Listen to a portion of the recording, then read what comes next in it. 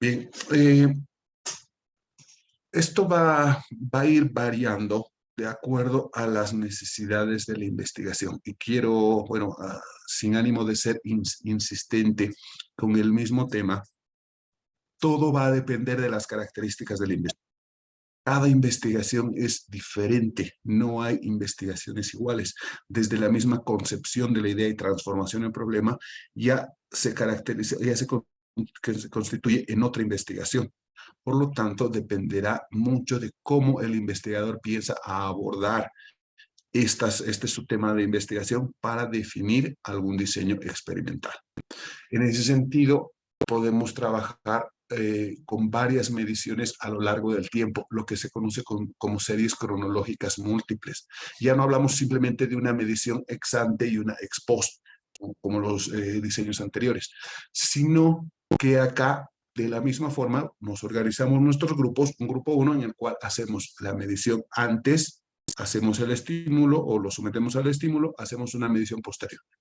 Pero para garantizar que el efecto que está generando en la variable es permanente, se hacen varias mediciones. Yo puedo asumir que esta medición inicial me va a cambiar porque es sometido al estímulo y me da otros resultados en la segunda medición. Pero esos resultados, estos segundos resultados que he obtenido en la segunda medición, ¿son permanentes o son solamente temporales? Claro, ha influido, pero de manera temporal. Para verificar eso, utilizo series cronológicas múltiples, para ver si se está manteniendo este efecto que ha causado esta manipulación en mi variable. Por eso hacemos varias mediciones. De la misma manera, si es que nosotros estamos interesados en trabajar con varias variables, lo podemos hacer con toda normalidad. Aquí me organizo otro grupo, hago medición inicial, aquí someto a otro tipo de manipulación. Estoy haciendo estoy sometiendo a otro estímulo. Y también con la misma intención de verificar si es permanente este efecto, pues se hacen varias mediciones a lo largo del tiempo. Sin embargo, también es recomendable aquí, cuando hacemos estos diseños de forma múltiple, es recomendable también tener grupos de control. De hecho, en cualquier diseño experimental se sugiere el grupo control, ya sea experimento puro o cuasi experimento. ¿Por qué? Porque esto nos va a permitir igual no caer en suposiciones. Vamos hasta la parte de concepción de la investigación cuantitativa, que es la objetividad. Entonces hablamos de que esto, para evitar que solamente sea impresión del investigador, se someta también a mediciones periódicas, pero con algún grupo que no haya sido sometido a los estímulos, y que estos cambios sean evidentemente a partir de la manipulación que nosotros hacemos y no simplemente por el paso del tiempo o algunos factores externos.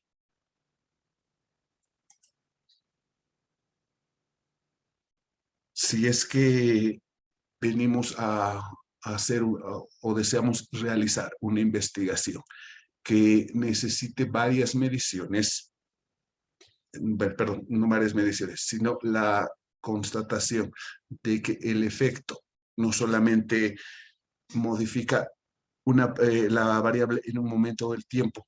¿Cómo podemos hacer? Hacemos la repetición de estímulo. Agarramos nuestro grupo, hacemos una medición inicial, lo sometemos al estímulo y hacemos una medición 2, posterior, ex ante y ex post. Ya tenemos ese resultado.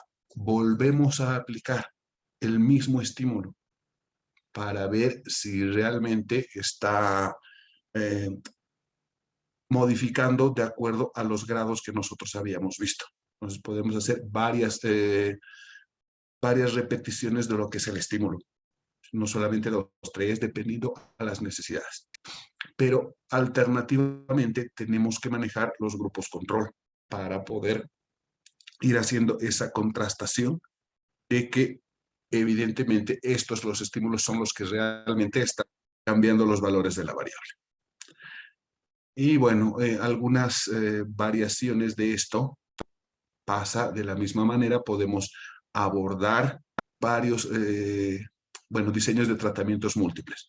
A un mismo grupo, yo lo conformo Someto a un estímulo, hago la medición. Someto otro estímulo, hago la medición. Someto otro estímulo, hago la medición. Para ir viendo si es posible modificar periódicamente, gradualmente o de acuerdo a las necesidades para ir viendo cómo va a reaccionar esta variable en función de los, bueno, por lo menos 2 o más estímulos que yo lo someta. Lo mismo con los otros grupos. Pero aquí, como estamos hablando de tratamientos múltiples, pues ya se hace un complicado el manejar los grupos control, porque no estamos hablando de un solo experimento, o sea, de una sola manipulación, sino de varias. Entonces, ahí ya no podemos establecer con certeza que si es el paso del tiempo o es la manipulación de el primer estímulo o el segundo estímulo o el tercer estímulo, porque a un grupo control no le haríamos nada, entonces ya se vuelve complicado. Pero dentro de la concepción de diseños también se incluye esto de los tratamientos múltiples. Ahora, nosotros estamos hablando de que debemos asumir, y por eso utilizamos grupos control, que todo vamos a demostrar de manera objetiva. Por eso estamos diciendo, someto estímulo y voy a comparar, ya sea con preprueba, postprueba o los grupos control. Sin embargo, también se debe considerar, así como lo hacíamos en el punto anterior de la validez interna, nosotros debemos garantizar la validez, la validez externa. ¿Y por qué es importante garantizar esto de la validez externa? No nos olvidemos que cuando hablábamos de la parte de propiedades y características del positivismo, hablábamos de que la investigación cuantitativa busca la generalización de los resultados. O sea, no se conforma con determinar un resultado y solamente sea para ese contexto donde hemos estudiado, sino se trata de generalizar. Por eso hablamos de muestras, que las muestras las proyectamos a los resultados como si hubiéramos trabajado con la población. Entonces, para garantizar eso, nos preguntamos qué tan generalizables son los resultados que yo tenía. Se puede extrapolar para poder asumir que los resultados van más allá, si estamos hablando de grupos o más bien de diseños experimentales, para poder de alguna manera garantizar esta generalización. Lo que nosotros debemos hacer es garantizar, bueno, en la medida de lo posible, lo que es la validez externa, para que podamos indicar, estos resultados los podemos generalizar a otros contextos, a otras poblaciones. Entonces, para garantizar esto, ¿qué es lo que tenemos que hacer? Tenemos que nosotros eliminar estas fuentes de invalidación externa. Así como decíamos algunos criterios para la invalidación interna, también tenemos que tomar en cuenta estos elementos para evitar que al momento de nosotros organizar nuestros diseños experimentales pueda haber agentes externos que me impidan lograr esta validez externa. Dentro de los que se declaran son 5 elementos fundamentales que nosotros debemos minimizarlos, debemos reducirlos. Primero, el efecto reactivo a la interacción con las pruebas. Como nosotros hablábamos de hacer en determinados casos, por ejemplo, en las series cronológicas, varios tipos de estímulos, cuando nosotros sometemos a esos estímulos, hacemos las mediciones. Pero hay que tener mucho cuidado al hacer estas mediciones. ¿Por qué? Porque nosotros esas mediciones recabamos los datos a través de nuestros instrumentos, pero puede ser que al momento de hacer una postprueba, yo estoy utilizando los mismos reactivos o las mismas preguntas que mi preprueba, de tal manera que los participantes ya conozcan las respuestas y eso me genere determinado sesgo. Entonces hay que tener mucho cuidado al momento de diseñar estos instrumentos que me van a permitir hacer las mediciones antes y después. Y más aún si utilizamos varias mediciones, no solamente dos, ex ante y ex post, sino si utilizamos varias mediciones, pues habrá que tener mucho mayor cuidado. También se declara dentro de estas fuentes de invalidación externa el efecto de interacción cuando relacionamos los errores de selección y el tratamiento experimental. Si nosotros seleccionamos por algún criterio, como ya decíamos, no nos abocamos a lo que es la aleatoriedad y seleccionamos por algún criterio, puede ser que estas personas que nosotros estemos seleccionando tengan algunas características que los hacen únicos y que no los vuelven representativos. Yo agarro mediante un criterio, por ejemplo, el grupo etario, pero puede ser que algunas de estas personas que yo estoy tomando en cuenta por el criterio como investigador que he asumido, tengan algunas características que hagan que reaccionen distinto a lo que reaccionaría un grupo. Entonces, ahí hay que tener en cuenta esa particularidad. Es a veces muy complicado de trabajar, pero se recomienda tener siempre presente estos puntos de vista. El tercero, los efectos reactivos a los tratamientos experimentales, lo que se conoce como el efecto Hawthorne. Cuando nosotros estamos haciendo la manipulación de estas variables, creamos, desde la investigación cuantitativa, creamos escenarios similares a una especie de laboratorio. ¿Qué quiero decir? Como nosotros vamos a manipular las variables, decimos, tiene que darse estas condiciones, tiene que dar esto, esto, esto. Establecemos las condiciones para la manipulación de variables. Pero en muchos casos se da este efecto Hawthorne, en el cual al momento de nosotros poner las condiciones para la manipulación de variables, se alejan mucho de la realidad. O sea, son difíciles de pensar que ese contexto en el cual nosotros estamos pretendiendo desarrollar, el que nosotros estamos creando de manera artificial, pues se pueda reproducir en la realidad. Tendría que ser lo más apegado a la realidad posible para evitar este punto de invalidación externa. También cuando hablábamos de la parte de elaborar diseños experimentales con múltiples tratamientos o de varias manipulaciones, podría llegar a ocurrir que cuando nosotros estamos interesados en medir qué tanto influye un determinado estímulo, por ejemplo, el estímulo 1, pero a la vez estoy utilizando el estímulo 2 y el estímulo 3. Puede ser que el estímulo 3 esté influyendo al 2 y el 2 al 1, o el 1 esté influyendo al 2 y al 3, esté chocando entre esta manipulación de variable entre estos estímulos, y al final se hace muy complicado el saber exactamente cuál es el que está afectando, en qué grado y cómo lo está haciendo. Hay que definir eso con mucha claridad para poder establecer y poder medir nuestras variables. Y el último criterio de invalidación externa, cuando nosotros tratamos de replicar los tratamientos. Se supone que desde la investigación cuantitativa, los resultados que nosotros obtengamos, cualquier otro investigador lo puede hacer, o sea, tendría que obtener los mismos resultados en cualquier parte del mundo, en cualquier momento del tiempo, si es que replica las condiciones con las cuales nosotros hemos obtenido esos tratamientos, perdón, hemos obtenido esos resultados. ¿Qué quiero decir? Nosotros cuando hablábamos del punto 3, de establecer estas características y estas condiciones en las cuales nosotros vamos a manipular variables, describimos todas esas. Por lo tanto, otro investigador que viene va a decir, las condiciones son esta. Por lo tanto, si yo replico esto, puedo obtener los mismos resultados. Pero podría darse el caso de que estas características son tan particulares que lo hacen difícil de reproducir. No hablo de la manipulación, sino de estas características que se ha dicho. Yo necesito tal cosa, tal. Eso difícilmente se puede reproducir en otro contexto, por lo tanto, se hace complicado. Entonces, hay que evitar estas fuentes de invalidación externa. ¿Para qué? Para que nosotros, teniendo en cuenta que si evitamos esto, podemos asumir que estamos logrando la generalización de los resultados. Que lo que nosotros hemos hallado se puede replicar a otras poblaciones y a otros contextos. Cuando nosotros referimos contextos de experimentos, hablamos básicamente de dos situaciones particulares. La primera, la que es particular de los diseños experimentales, de cualquiera que nosotros vayamos a utilizar.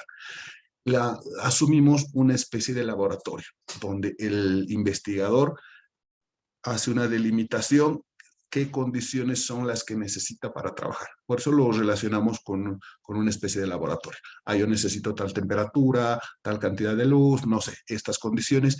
Estamos simulando un laboratorio, porque decimos esto sí, esto no, y acotamos bien nuestras condiciones para la manipulación de las variables. Y también hay otro contexto, el cual se conoce como contexto de campo.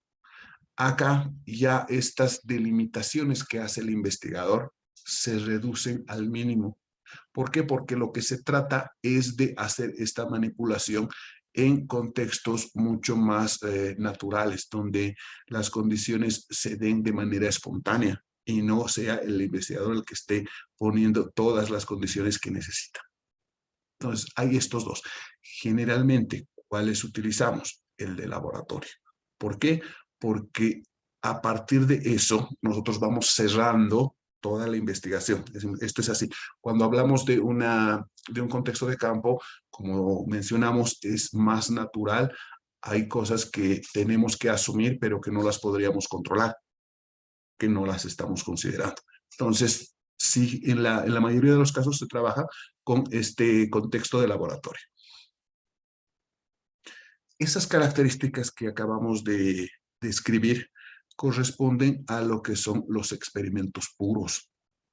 ¿Por qué? Porque ya desde la concepción misma de experimento, lo que nosotros tenemos que hacer es manipular las variables. Agarramos nuestra variable independiente o nuestras variables independientes y de acuerdo al objeto de estudio, a la temática de investigación, bueno, pues el investigador definirá cómo va a manipular sus variables y en qué grado lo va a hacer. Y además cómo va a medir. Bueno, y todo lo que ya hemos explicado. Sin embargo, dentro de los diseños experimentales, también hay otra categoría que se llaman los diseños cuasi experimentales. Ahora, las características de manipulación de variables en estos diseños cuasi experimentales son las mismas, o sea, no se va a repetir porque son exactamente las mismas. La conformación de grupos, bueno, perdón, ahí eso lo dejamos en un momento. El sometimiento a un determinado estímulo, las mediciones antes, después, pueden ser tratamientos múltiples, pueden ser series cronológicas, exactamente lo mismo que los diseños experimentales. Pero, ¿cuál entonces la diferencia? ¿Por qué estamos hablando de experimentos puros y cuasi experimentos? Los experimentos puros destacan, ¿por qué? Por su equivalencia inicial, por la conformación de grupos aleatorios. Y si es que en algún momento nos limitamos a eso, no podemos hacer esta conformación de manera aleatoria, lo hacemos por la conformación de grupos de acuerdo a algún criterio del investigador. Pero cuando nos vemos todavía más limitados, y por eso nuevamente insisto, va a depender de cuáles son las condiciones de la investigación, acudimos a los cuasi experimentos. Estos cuasi experimentos, en lo único que se diferencian de los experimentos puros o los experimentos verdaderos, es en la conformación de grupos.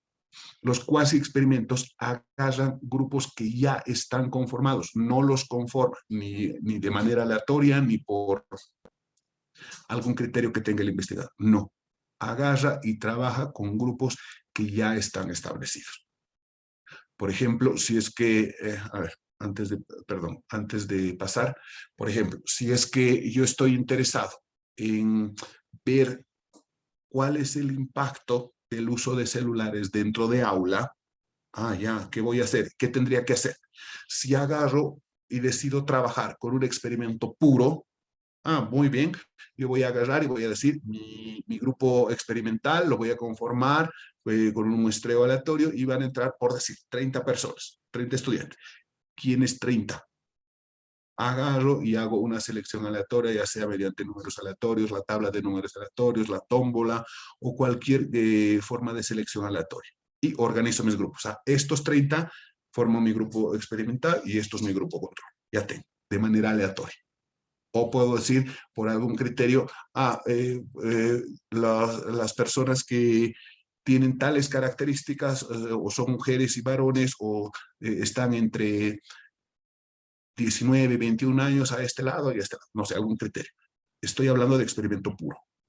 Pero cuando hablo de cuasi experimento y quiero medir también el impacto que tiene el uso de celulares dentro de aula, no hablo de virtualidad, sino dentro del aula física, uso de celulares, el cuasi experimento, ¿qué hace? Agarra y dice, no, ya hay un paralelo A y un paralelo B.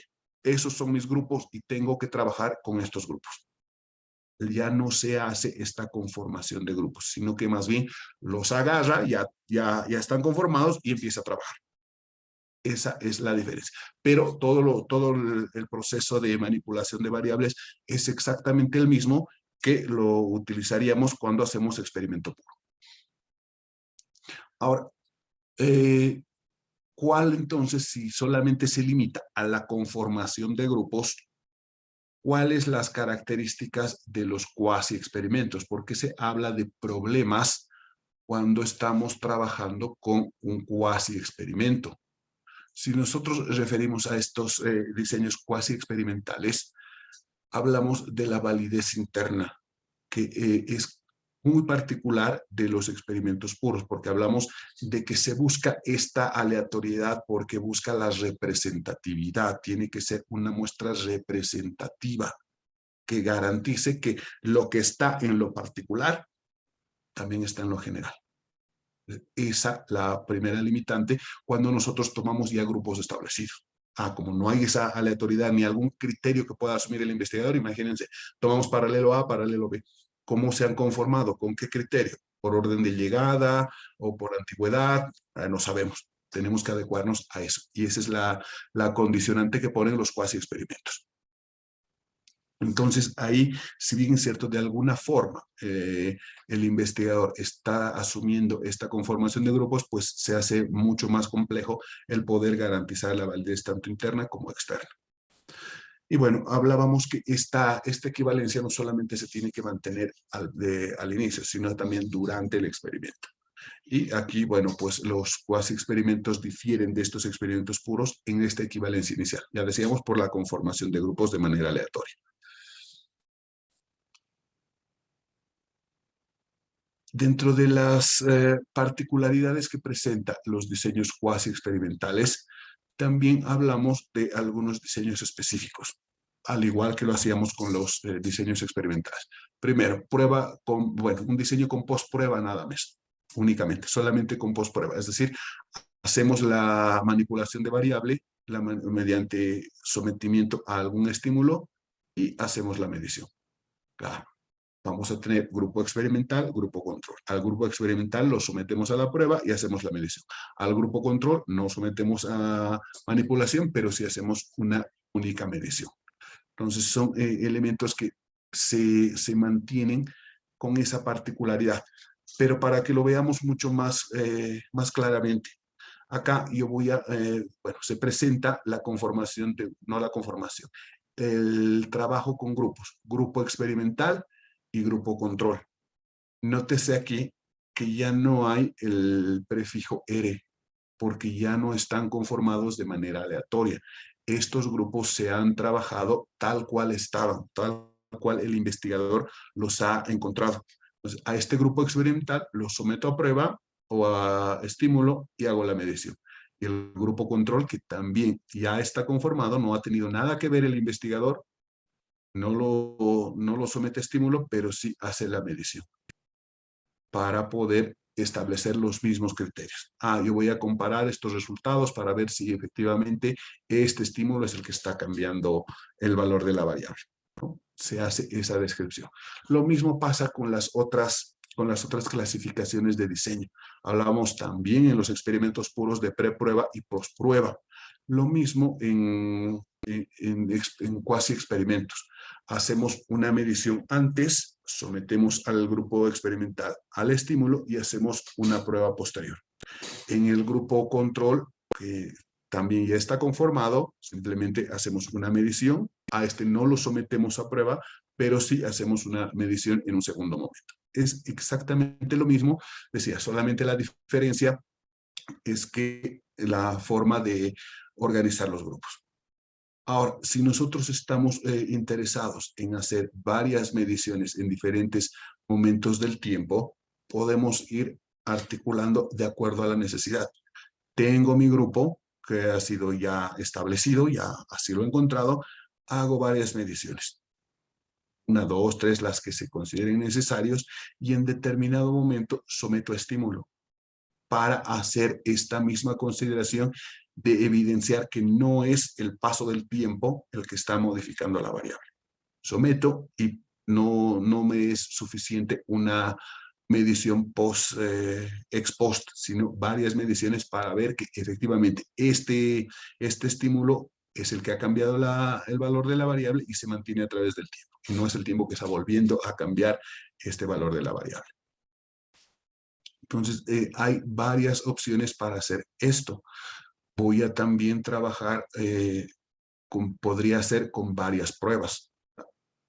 Hago mi medición, someto una, dos, tres pruebas en distintos periodos del tiempo, no hay ningún problema, se puede hacer. Repito, es básicamente lo que mostrábamos en los experimentos puros.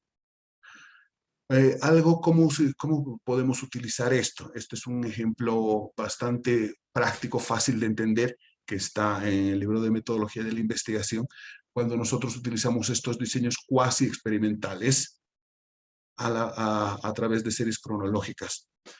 Por ejemplo, la cantidad de accidentes de tránsito. Alguien podría pensar que es simplemente el factor tiempo que hace que varíe esta variable de accidentes de tránsito. Los accidentes en un año determinado, ¿de qué dependen? ¿De la concientización o es una modificación espontánea? Habrá que hacer mediciones y en determinado momento hacer el sometimiento a un estímulo. Por ejemplo, algún programa de concientización, de capacitación en manejo defensivo, no sé, algo que permita a nosotros considerar que se va a cambiar todo este comportamiento de mi variable. Y posteriormente hacer varias mediciones nuevamente para verificar que no es el paso del tiempo, sino es más bien esta manipulación la que está modificando el valor de la variable. El tema de las series cronológicas pues es bastante útil porque nos permite, a partir de las mediciones, como son varias mediciones, nos permiten a nosotros establecer algún tipo de patrones de comportamiento a partir de estas mediciones. Nosotros tenemos varios valores, los podemos representar gráficamente y establecer una aproximación a lo que es el comportamiento. ¿Para qué? Para que de esta forma nosotros podamos proyectar y podamos estimar el comportamiento futuro de estas variables. Si nosotros hacemos mediciones, podría ser el comportamiento se da en un periodo de tiempo determinado de esta forma y en un segundo periodo de esta forma. Entonces ya tenemos una idea más o menos de cómo se está comportando. Habría que hacer algún ajuste mediante algún método estadístico para hacer esta proyección y estimar el comportamiento futuro. O a partir de estas mediciones, si tienen comportamientos mucho más erráticos o más bien cambiantes en el tiempo, por ejemplo, de esta forma, también a través de métodos estadísticos podríamos hacer la proyección para estimar cómo se va a comportar esto mucho más adelante en el tiempo. Si nosotros tenemos en cuenta esto de los experimentos puros o de los cuasi experimentos, con la diferencia, decía que es simplemente la conformación de grupos, cómo nosotros podemos desarrollar este tipo de diseños experimentales. En cualquier caso, ya sea experimento puro o cuasi experimento, lo primero que debemos hacer, definir cuántas variables vamos a manejar. Sea una independiente y una dependiente, o varias independientes y una dependiente, o una independiente y varias dependientes. Dependerá del investigador y de lo que está queriendo hacer. Una vez definido esto, aunque generalmente, ya también lo he comentado un par de veces, de acuerdo a la misma concepción de investigación cuantitativa, se dice que se debe relacionar dos variables o conceptos. Sabes que eso ya ha cambiado. Ahora se trabaja con varias variables, incluso se trabaja con una sola variable, dependiendo de lo que se quiera hacer. Pero identificando la cantidad de variables que nosotros vamos a trabajar, también hay que definir si vamos a desarrollar un experimento puro o un cuasi experimento a partir de la conformación de grupos. Segundo paso, lo que tengo que hacer es definir también el grado de manipulación de las variables. Bueno, cuando hablo de las variables, obviamente solamente me estoy refiriendo a las variables independientes, porque son las únicas que se pueden manipular. Las variables dependientes no las podemos manipular, simplemente las podemos medir. ¿Cuál es la lógica? Yo quiero modificar mi variable dependiente, pero como no lo puedo hacer de manera directa, yo tengo que manipular mi variable independiente y esta manipulación de la variable independiente va a tener su repercusión en la variable dependiente. Y de esa forma puedo cambiar los valores de mi variable dependiente. Entonces se debe definir el grado de manipulación, si va a ser de primer grado o si va a ser de más de 2 grados. Ya sea que trabajemos con manipulación de 1 o más grados, lo que hay que hacer es construir el instrumento o los instrumentos dependiendo a las variables, cómo nosotros vamos a medir. Porque la intención de todo esto es hacer la medición. No es simplemente manipular y ya está. En cualquier caso, tanto cuasi como experimento puro, hablábamos de hacer mediciones. Ya sea ex ante, ex post, hablamos de medir. Pero ¿cómo vamos a hacer esa medición? Tenemos que desarrollar instrumentos que realmente me permitan medir lo que estoy pretendiendo medir. Ahora, aquí hay una consideración adicional. Mucho depende de la temática. En algunos casos es posible que puedan utilizar algunos instrumentos estandarizados que ya han sido construidos, ya han sido probados, han sido validados y son aceptados por la comunidad científica.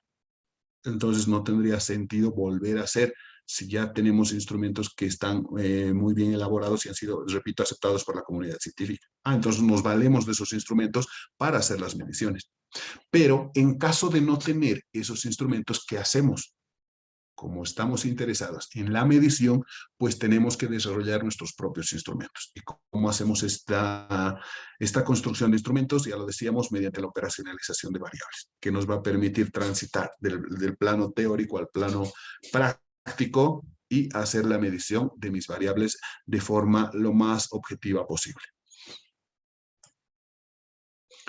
4. Hay que seleccionar la muestra para el experimento. Decíamos, vamos a conformar grupos, grupo experimental, grupo control. Muy bien, entonces, ¿cómo hacemos esto? Debemos seleccionar una muestra que debe ser en lo posible representativa de la población. ¿Qué quiero decir con representativa? Que esta muestra tenga características comunes de todos los elementos de la población. Estábamos hablando de trabajar con el impacto del uso de celulares en un ambiente educativo físico. Ya, si yo voy a conformar mis grupos, tendría que garantizar esa representatividad. No podría pensar que en un ambiente educativo, en un aula, solamente voy a tener, por decir, varones, a no ser que tenga esa particularidad de que es un centro educativo netamente de varones. Pero si es mixto, si hay de ambos géneros, esa muestra tiene que incluir esa representatividad, varones, mujeres, y todas las características que tenga esta población tiene que estar precisamente expresada en la muestra. El paso 5, debemos reclutar a quienes van a formar parte del experimento o del cuasi experimento. Hay que identificar, decía, a ver, yo tengo mi población, selecciono o determino el tamaño de muestra. Si son 50, por decir, voy a trabajar con 10. Muy bien, ¿cuáles 10? Debo hacer la selección de estos 10, pero ¿de cuáles 10? Como se supone que es un muestreo aleatorio, debemos hacerlo de esa forma, utilizando algunas técnicas de selección aleatoria. No estoy hablando de la determinación del tamaño de muestra, sino la selección de estos participantes. No puedo decir, este y este. Eso no es aleatorio. tenemos que utilizar esta tabla de números aleatorios o la generación, y algunos programas estadísticos tienen esa opción de hacer la selección aleatoria, o podríamos utilizar esta técnica de la tómbola, pero de esa forma garantizamos esta selección aleatoria. Paso 6. Seleccionamos el diseño experimental o cuasi experimental en función de lo que queremos lograr, qué es lo que nosotros pretendemos hacer con nuestra investigación. Entonces ahí yo voy a decir, se ajusta mejor un diseño experimental, o por las limitaciones, pues se va a trabajar con un diseño cuasi experimental. Eso hay que definirlo en esta parte.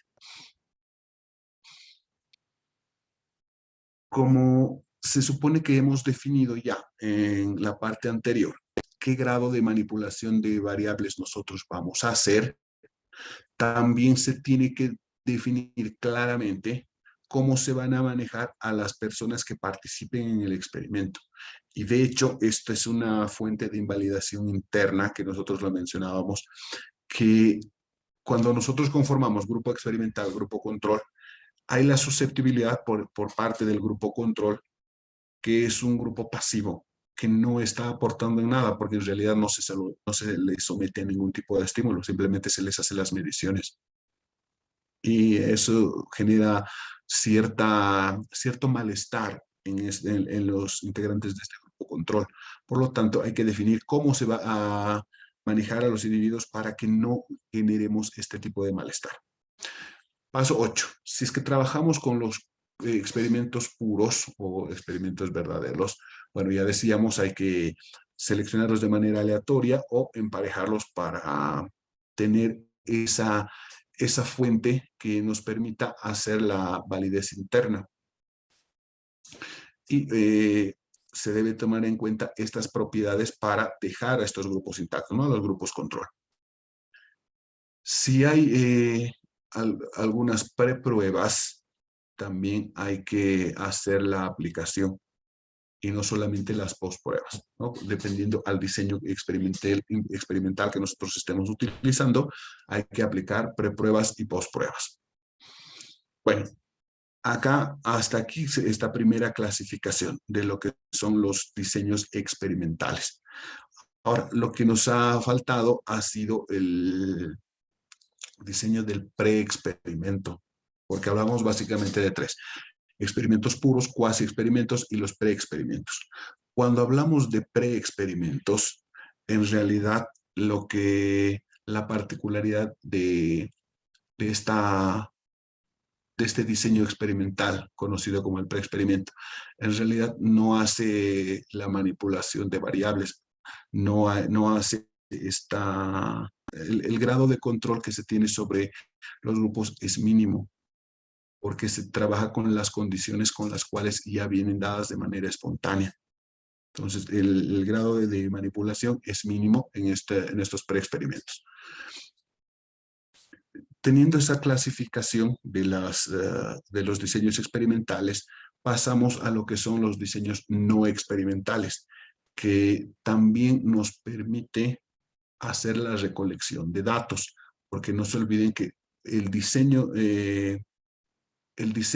¿qué es? Es la estrategia que nos permite a nosotros la recolección de datos, el diseño de investigación. Entonces podemos hacer esta recolección de datos, ya sea mediante la manipulación de variables con cualquiera de sus clasificaciones, o podemos también hacerlo a través de los diseños no experimentales. Estos diseños no experimentales se caracterizan ¿por qué? Que no manipulan variables. No le interesa la manipulación de variables, simplemente le interesa la medición de las variables. Ya la forma de manipulación lo dejan para el otro criterio. Aquí simplemente están interesados en medir, para a partir de esas mediciones describir el comportamiento. Así como veíamos, a partir de las mediciones podemos generar algún tipo de determinación de tendencia de los valores de la variable. A eso se centra estos diseños no experimentales. Por eso decimos que no manipulan, simplemente se centran en hacer la medición. Bueno, algunos investigadores, de acuerdo a la bibliografía que puedan revisar, les llaman diseños no experimentales, o algunos le llaman investigación ex post facto. Bueno, eso te repito, dependiendo a la bibliografía que revisen. Y dentro de la clasificación que se hace, de la clasificación general, aquí tenemos diseños no experimentales. Y estos se clasifican en transversales y longitudinales.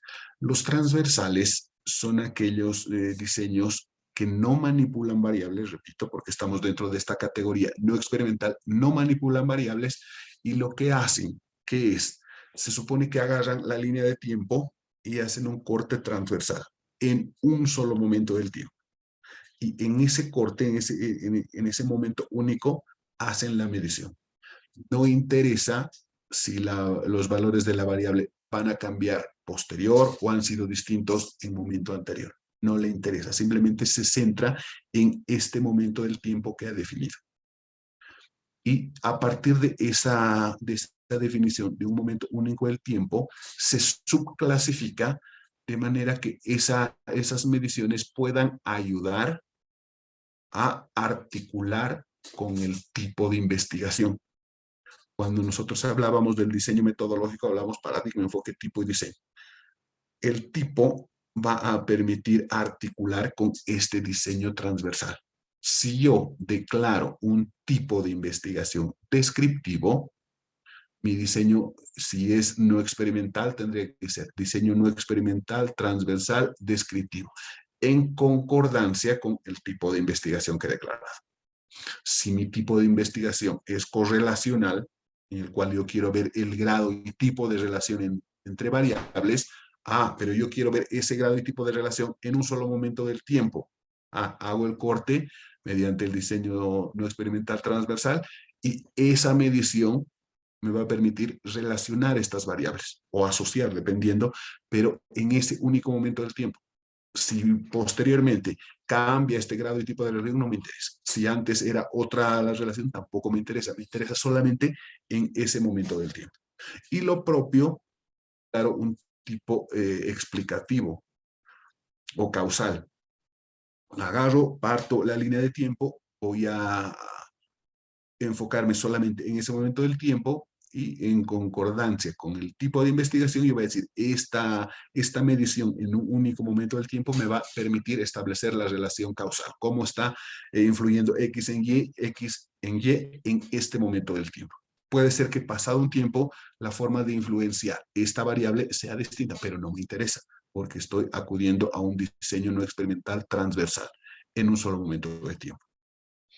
Y si estamos interesados en hacer varias mediciones, acudimos a los diseños longitudinales. O sea, es decir, aquí ya cambia totalmente la forma de hacer esta medición. ¿Por qué? Porque acá hacemos una sola medición, única medición, una sola vez, un diagnóstico. Mientras que acá hacemos varias mediciones a lo largo del tiempo para ver cómo está evolucionando mi objeto de estudio. Hacíamos lo mismo en los experimentos, bueno, en los diseños experimentales. Ex ante, ex post, hacíamos una medición, el estímulo y otra medición. O si hacíamos series cronológicas, hacíamos varias mediciones. Lo mismo hace los diseños longitudinales, pero estos diseños longitudinales no manipulan las variables, simplemente las van midiendo a lo largo del tiempo. Y dentro de esa clasificación tenemos los diseños no experimentales longitudinales de tendencia, evolución de grupo y de panel, que básicamente son algunas variaciones que tienen con relación a la conformación de grupos. ¿Por qué? Porque se supone que como es un periodo mucho más amplio de tiempo, hay que tomar en cuenta la posibilidad de lo que en los experimentos llamábamos fuentes de invalidación interna. Por ejemplo, yo agarro un grupo y digo, voy a hacer un estudio longitudinal. Muy bien. Voy a hacer 5 mediciones a lo largo del tiempo, en un periodo de 1 año o de 2 años, no sé. Pero en ese periodo de tiempo puede ser que algunos de las personas que están conformando mis grupos se me vayan o cambie de opinión. ¿Qué voy a hacer? ¿Los voy a reemplazar? ¿Los voy a dejar? En esas condiciones, nosotros habría que ser previsores, aunque nadie puede saber qué va a pasar en el futuro, pero tratar de ajustarse lo más posible a la realidad con un diseño de tendencia, de evolución o de panel. Bueno, eso lo vemos a detalle. Diseños transversales, decíamos, solamente... Doctor, Sí, buenas adelante, por noches. favor. Buenas noches, Eduardo adelante. Santoro le habla, saludos. ¿Cómo está? Doctor, acaba de tocar un punto que no lo acaba de entender. ¿En qué Dime. momento vinculamos el tipo con el diseño de investigación? Ya.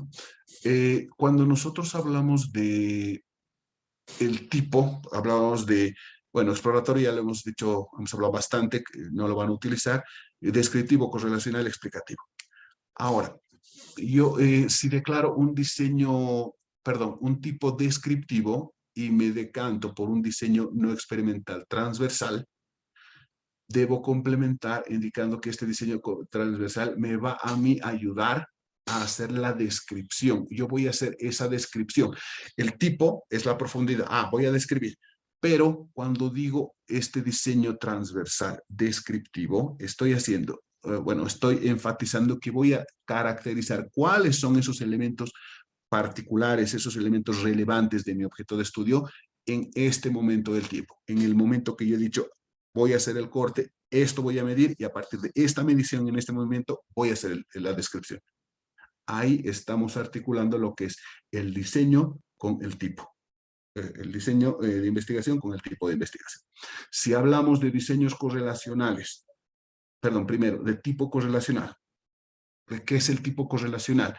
Es el tipo de investigación que le interesa saber el grado y tipo de relación, valga la redundancia. Puede ser directamente proporcional, inversamente proporcional, relación perfecta, relación fuerte, no sé. Pero ¿cómo se están relacionando estas variables? Muy bien. Entonces, eso me dice el tipo de investigación. Yo quiero establecer esa relación entre variables, pero como no me interesa manipular las variables, no quiero manejar, simplemente quiero ver esa relación, voy a decir, utilizo un diseño no experimental transversal, pero ¿para qué? ¿Qué más? ¿Qué voy a hacer con este corte en el tiempo? Como he declarado un tipo correlacional, acá yo voy a decir transversal correlacional. ¿Por qué? Porque estoy confirmando que mi tipo es correlacional, pero como estoy haciendo el corte, yo voy a demostrar esa relación X, Y, el grado y tipo, en este momento del tiempo que yo definí. Y si es causal, lo propio. Tipo explicativo para especificar cómo está influyendo X en Y. Mis variables independientes sobre mi variable dependiente. Entonces, voy a hacer esa explicación, voy a decir esto, esta es la forma como X influye en Y en este momento del tiempo, transversal, causal. De esa manera nosotros articulamos lo que es la parte de tipo con diseño. Ahora, cuando nosotros hablamos de diseños longitudinales, ya no se hace esa particularización. ¿Por qué? Porque, como explicaba hace unos momentos, puede ser que como son varias mediciones, las condiciones cambien. Yo me agarro mi grupo de 10 personas y digo, voy a utilizar un diseño longitudinal de tendencia, porque voy a hacer 5 mediciones. Esto mismo, esta misma variable, yo la voy a medir en 5 momentos distintos del tiempo. Pero ¿cómo lo voy a medir? Voy a aplicar mis instrumentos, mi cuestionario o lo que sea, pero puede ser que la cantidad de informantes ya no sea la misma. ¿Qué hago? ¿Los reemplazo? ¿Los omito? ¿O qué hago? Entonces ahí se hace un poco más complicado. Por eso es que en los longitudinales ya no se declara a detalle como se hace en los transversales. Aquí en los longitudinales directamente de tendencia, de evolución y de panel. Esa es la particularidad y bueno, en esta parte sí se hace énfasis en la articulación de lo que es el tipo con el diseño, ¿sí? Básicamente en estos diseños no experimentales transversales. ¿Está bien o hay algo más que necesitemos aclarar, por favor? Doctor, entonces, en facilito, si vale el término, eh, ¿Mm? cuando, cuando nos referimos básicamente al momento en que el diseño, bueno, la articulación del tipo con el diseño nos referimos al momento en que hacemos el corte de la medición. No. El corte es simplemente para especificar que se va a hacer una sola medición, unita nada más, una. Y esa es la transversalidad. Ahora, la articulación, es decir, ¿qué voy a hacer o para qué me van a servir esos datos de un solo momento del tiempo? A ver, supondremos que estamos haciendo una investigación y a mí me interesa obtener datos del 2021, corto 2021. Muy bien, solamente me interesa 2021, no me interesa 2022, ni 2020, ni nada, de 2021. Muy bien. ¿Qué voy a hacer yo con esos datos? ¿Para qué me sirven esos datos que yo voy a recolectar del 2021? Voy a describir está mi objeto de estudio, voy a relacionar las variables o voy a determinar la relación causal. ¿Qué voy a hacer? Para eso es la articulación. Yo estos datos que obtengo en este corte del tiempo me van a servir para describir mi objeto de estudio. O estos datos que obtengo en el corte me van a permitir relacionar las variables.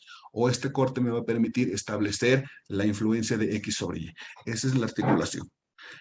Entonces, ahí viene esto, porque la transversalidad solamente es agarrar y cortar en el tiempo, nada más. ¿Sí? Ya, doctor, muchas gracias. Muchísimas gracias. Bueno, entonces, bueno, aquí estábamos comentando acerca de los diseños transversales.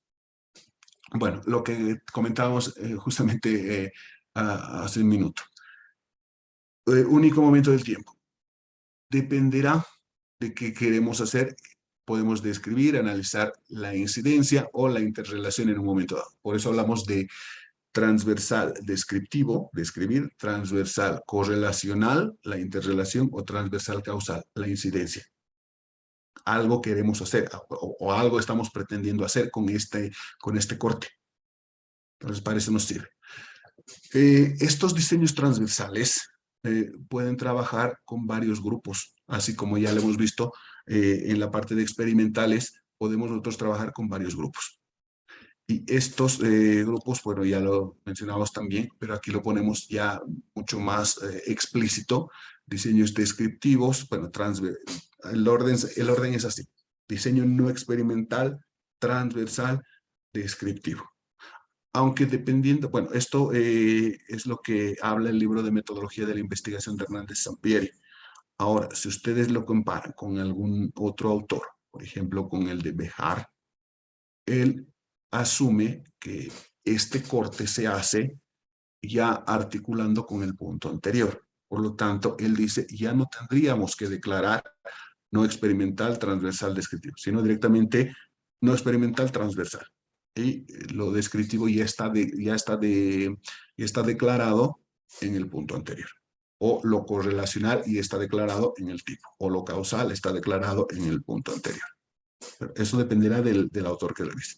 Pero para evitar confusiones, porque no se olviden que cuando hablamos de investigación cuantitativa, tiene que ser lo más objetiva posible. La objetividad también da mucho que hablar. Pero, ¿cómo se entiende esto? Cualquier persona que vaya a revisar el trabajo que yo he hecho, si lo lee de canto a punta, de principio a fin, tendría que estar en condiciones de entender todo lo que yo he hecho y replicar todo mi trabajo. Entonces, por eso se sugiere que se haga el detalle no experimental, transversal, si es descriptivo, si es correlacional, si es causal. Dentro de estos diseños descriptivos, bueno, complementando a lo que ya es la misma concepción de tipo de investigación que nos permiten hacer. Valga la redundancia, nos permiten describir, nos permiten caracterizar, nos permiten poner de manifiesto cuáles son estos rasgos más representativos de la variable que nosotros estamos midiendo. Pero esta descripción, esta caracterización que se hace es en un solo momento del tiempo, en un momento específico del tiempo, porque nosotros hemos agarrado la línea de continuidad temporal, le hemos hecho un corte y en ese punto nos hemos centrado. Por lo tanto, esa descripción solo va a responder a ese momento del tiempo. Y, por ejemplo, podríamos mencionar algunas características o algunas formas de entender esto. Si yo voy a hablar de la depresión de los niños en alguna institución educativa, no es lo mismo la depresión 2021, no hablamos de 2022 porque estamos en 2021, que 2015 o 2010.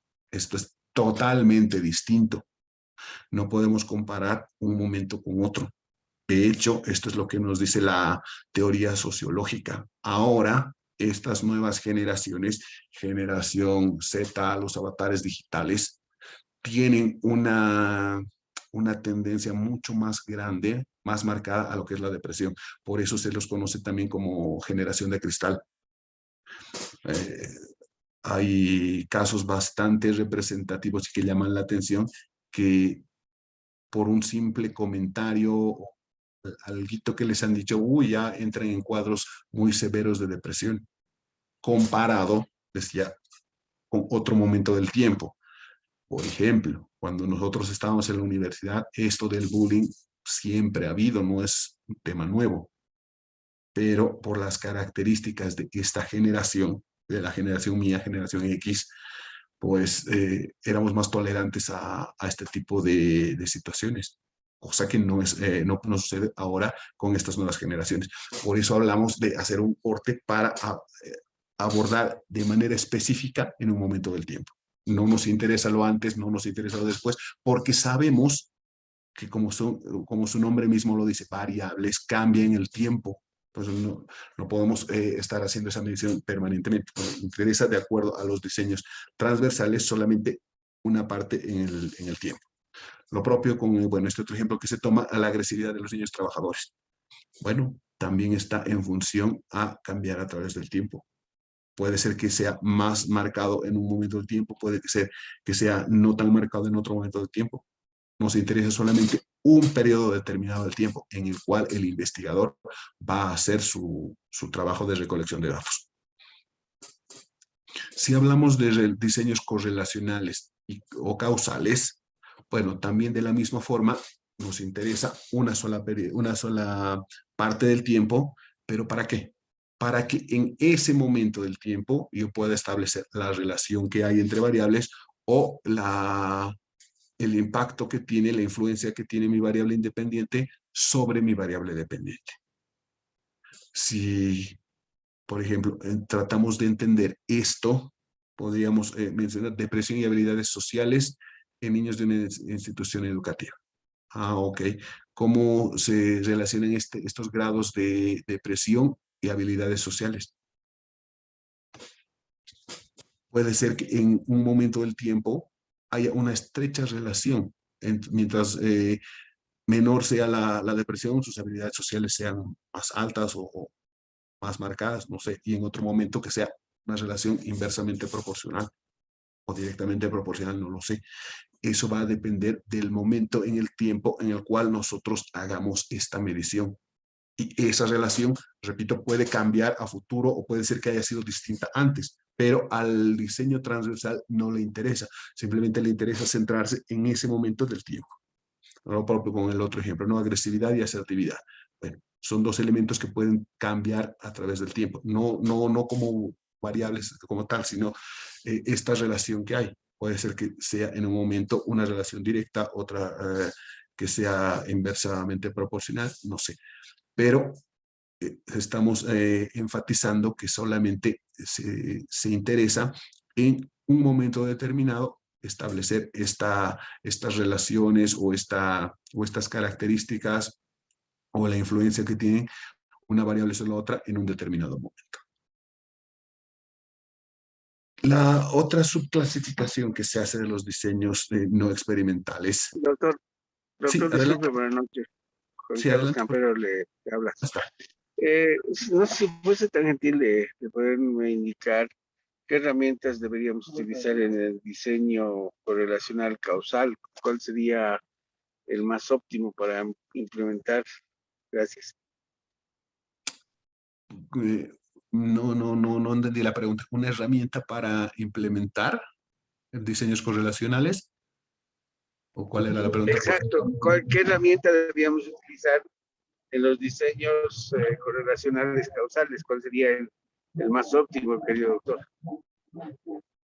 A ver, como herramienta, pues, a ver, hay que hacer la separación bueno, explico esto para tener bien claro. ¿Por qué? Porque nosotros hablamos cuando vamos a utilizar estos diseños transversales o los diseños experimentales, nosotros hablamos básicamente de tres componentes fundamentales: método, técnica e instrumento. Ahora, si me preguntan instrumento, este instrumento se desprende de alguna técnica y la técnica a su vez se desprende de algún método.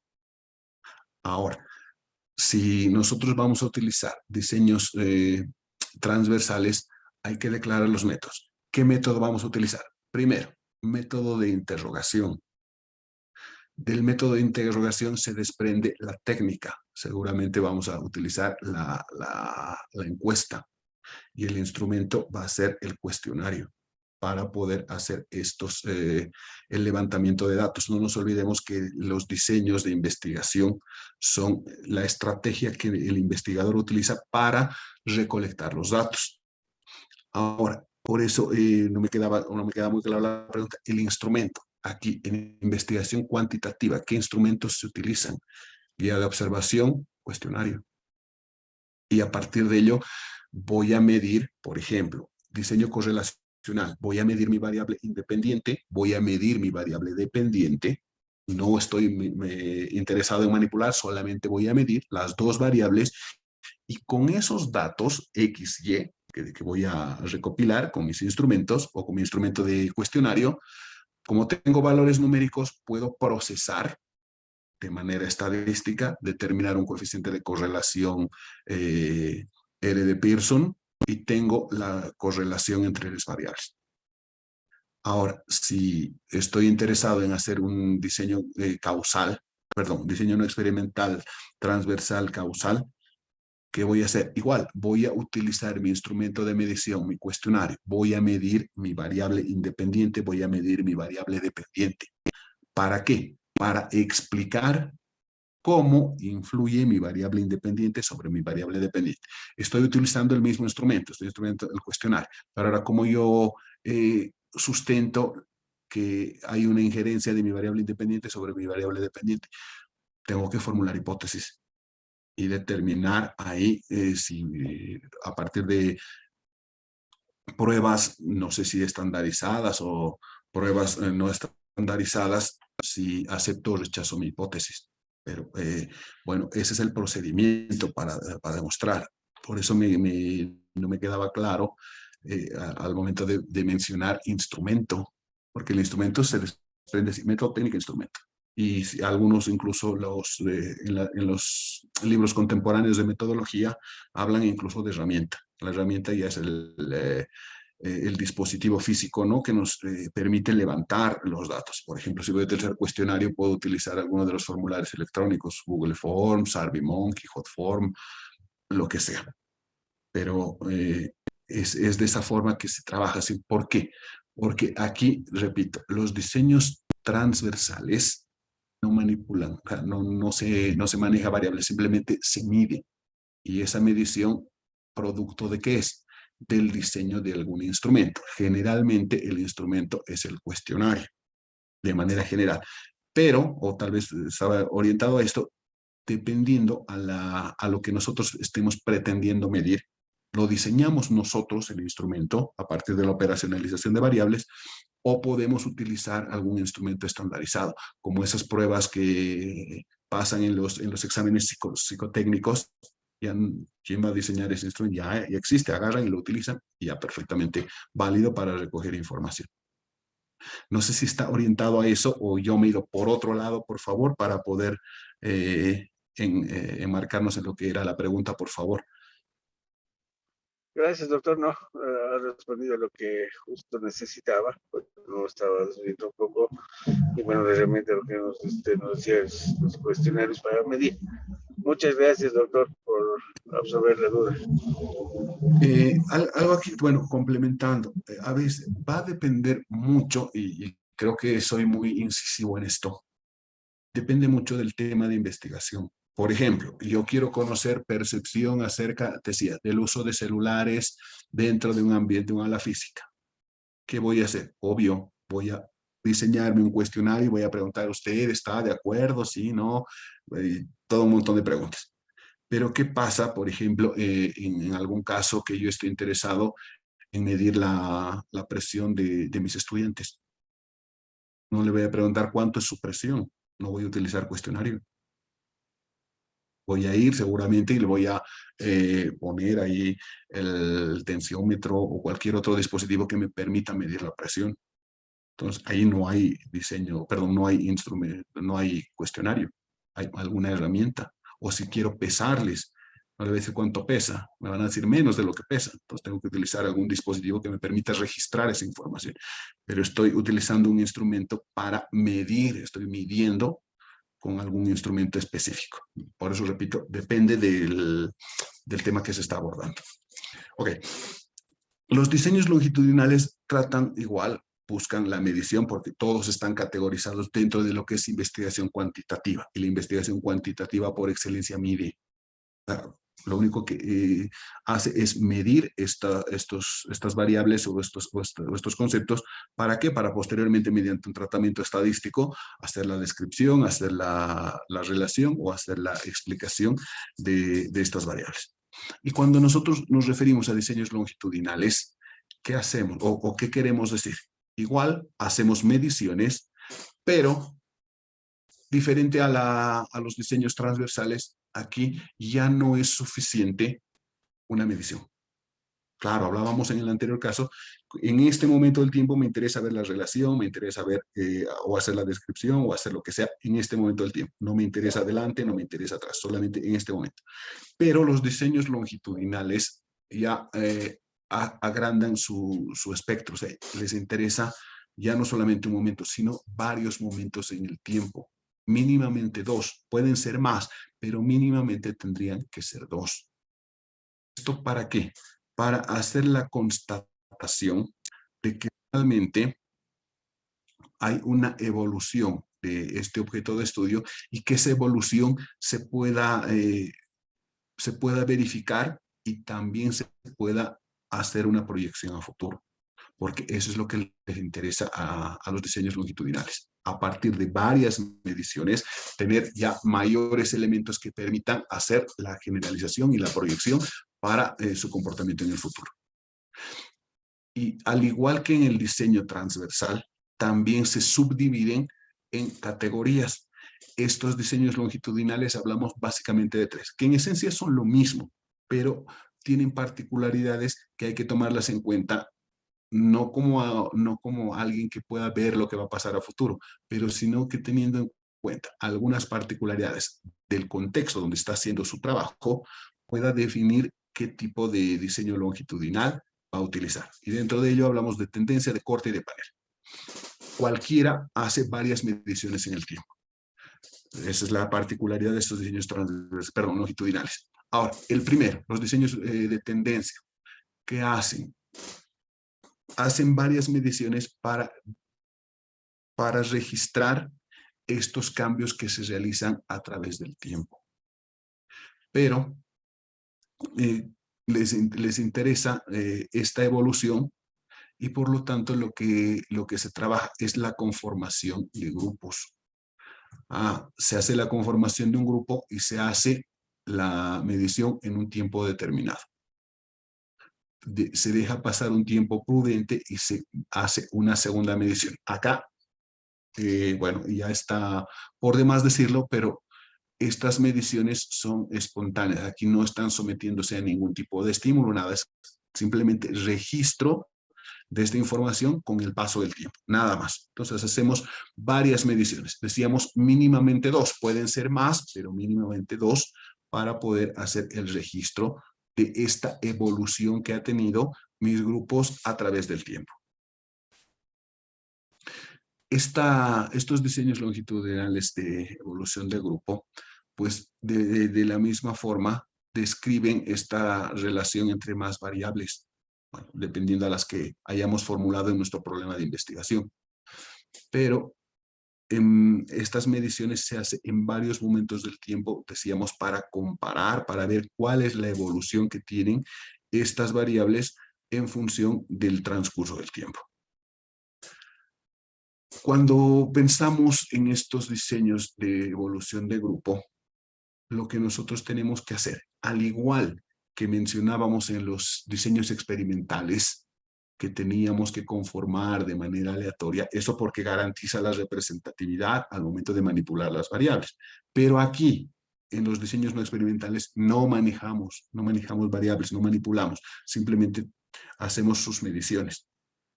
Pero cuando nosotros conformamos estos diseños longitudinales de grupo, lo que se tiene que hacer en esa intención de tratar de aproximarse lo más posible a la representatividad, utilizamos el segundo criterio, la conformación por algún criterio que tenga el investigador.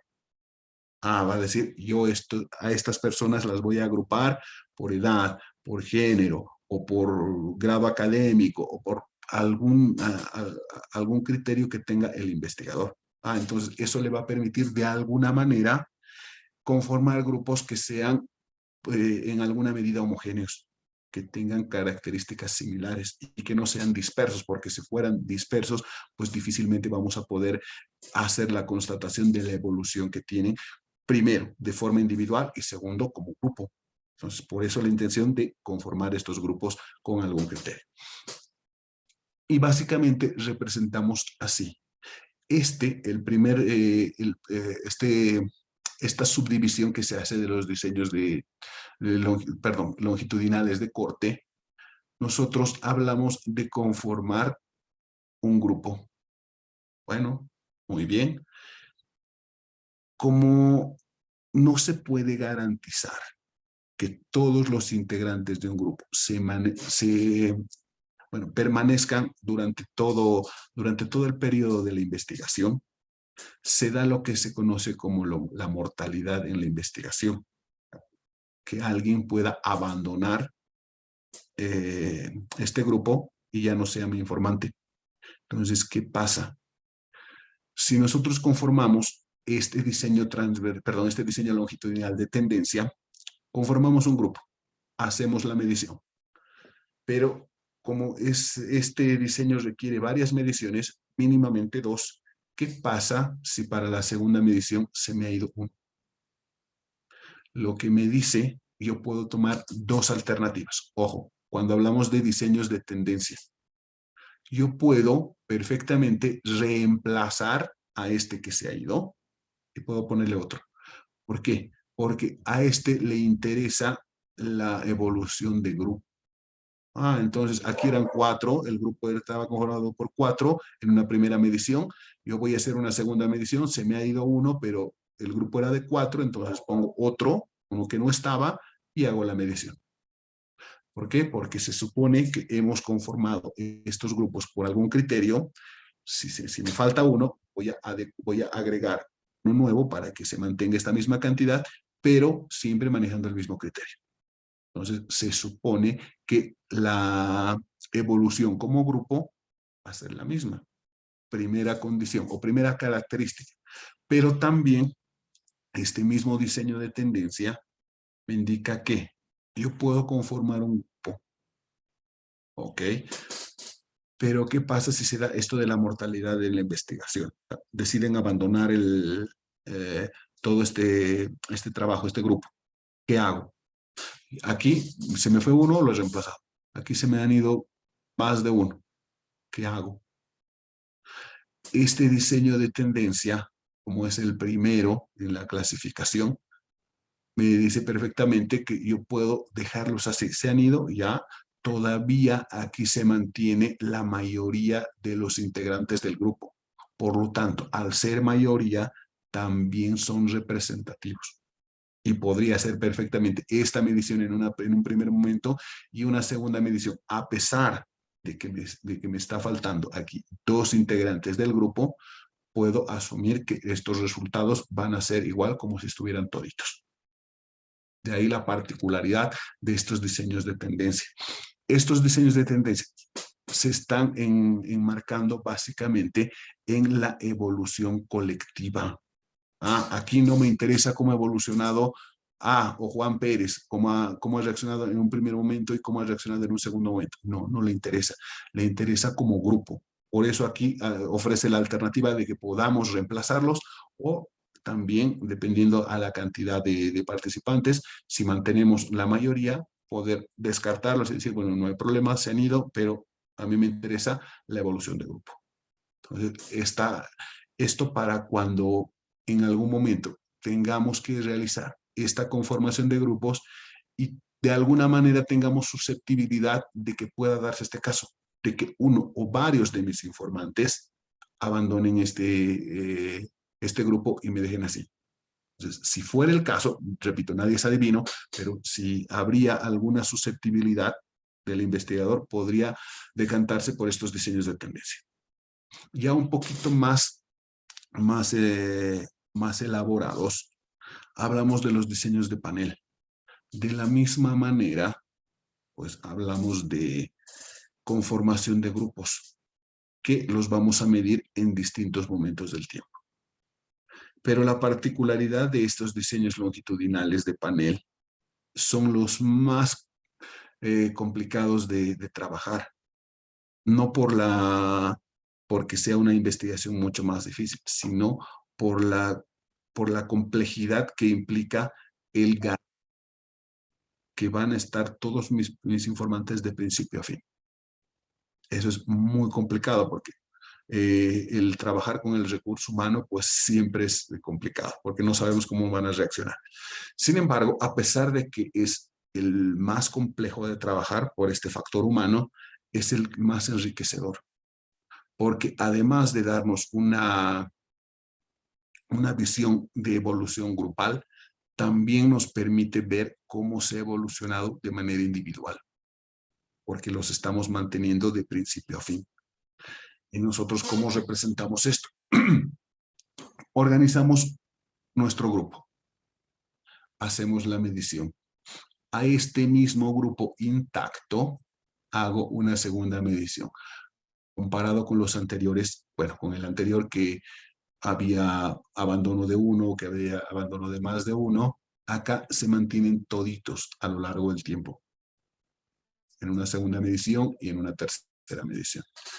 Este diseño longitudinal, decíamos, es el complejo de garantizar por el trabajar con el factor humano, pero si nosotros logramos trabajar con esto, pues nos permite identificar claramente cuál ha sido la evolución como grupo, lo mismo que hacían los otros diseños longitudinales, pero a la vez puedo verificar cómo ha evolucionado solamente mi informante 1, cómo ha ido evolucionando a través del tiempo. Perdón, disculpas. Voy a aquí. Entonces, podemos identificar claramente aquí esta forma de evolución que han tenido mis informantes a nivel individual y a nivel grupal. Esto, sobre todo, cuando se está trabajando con algunas, no sé, algunas investigaciones de carácter más orientado a la parte social, en el cual nos interesa saber cómo reaccionan las personas, porque a pesar de que se supone son las mismas condiciones, las personas reaccionamos de manera distinta. Entonces, eso nos permite verificar estos diseños longitudinales, ¿no? La evolución a través del tiempo. Esto es cuanto podemos comentar acerca de los diseños de investigación.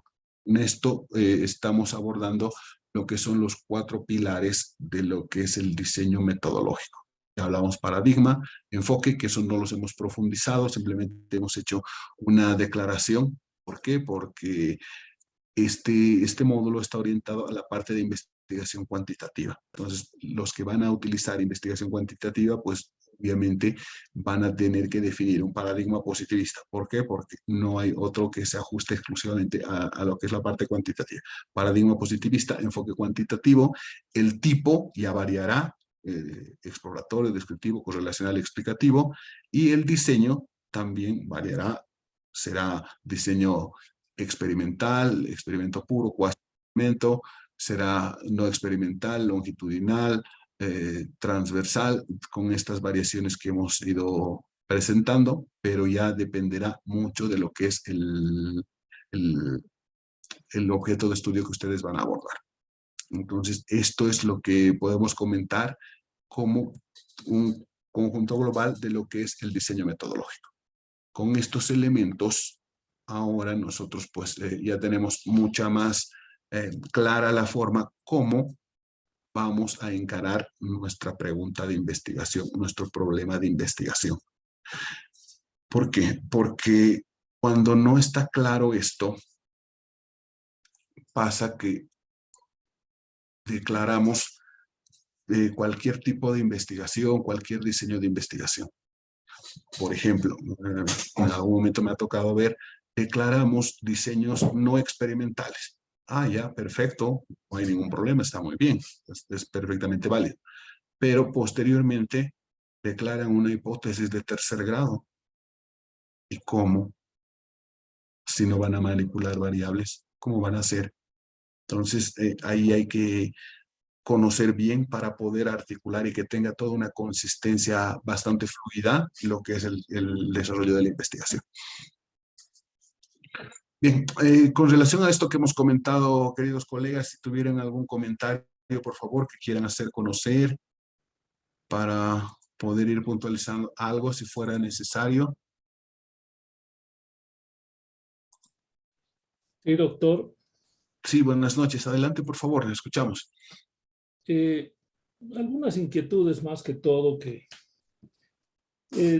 su experiencia en este tipo de investigación experimental, si podría indicarme en qué ámbito lo ha hecho o si...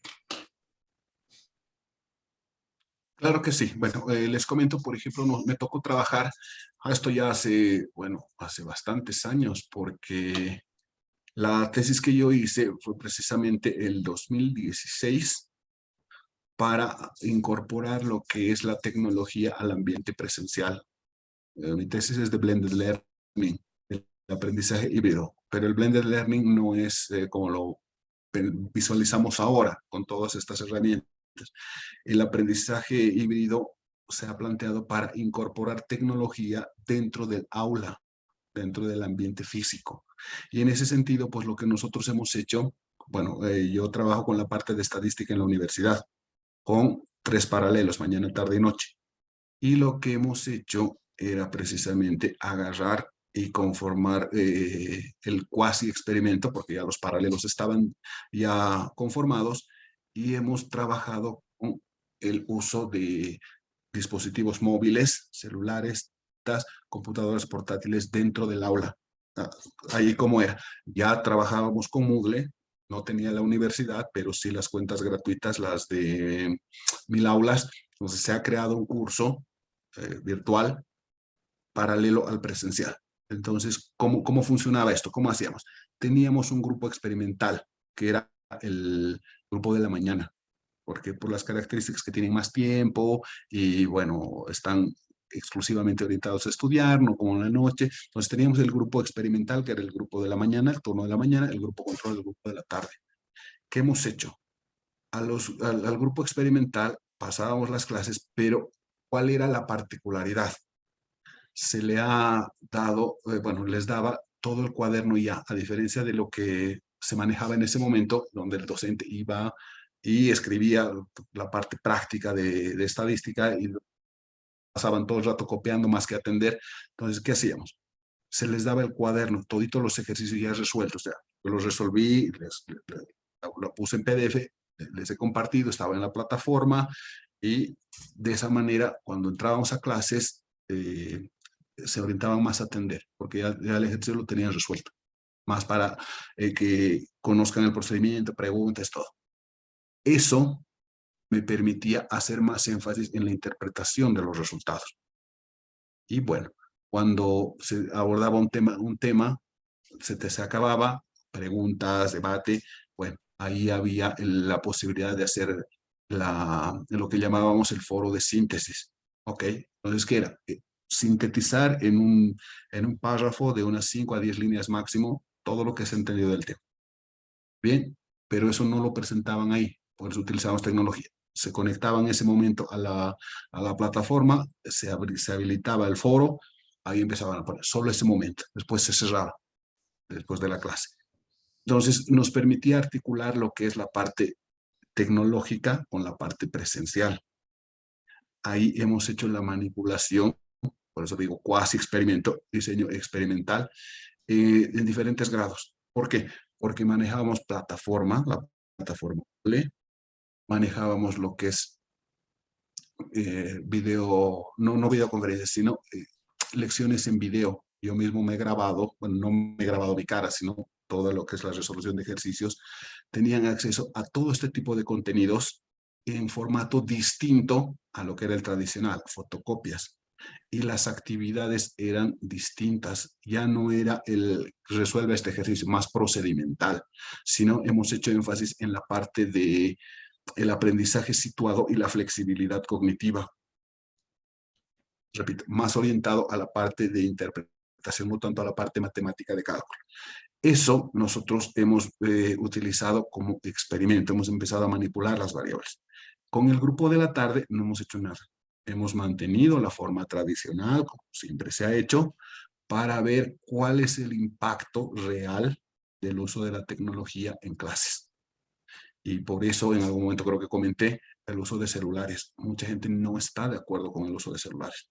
A partir de esta experiencia, de esta manipulación de variables, sí yo puedo asegurar que sí tiene un alto impacto positivo el uso de tecnología dentro del aula. No estoy hablando de educación virtual, estoy hablando de educación presencial fortalecida con herramientas tecnológicas.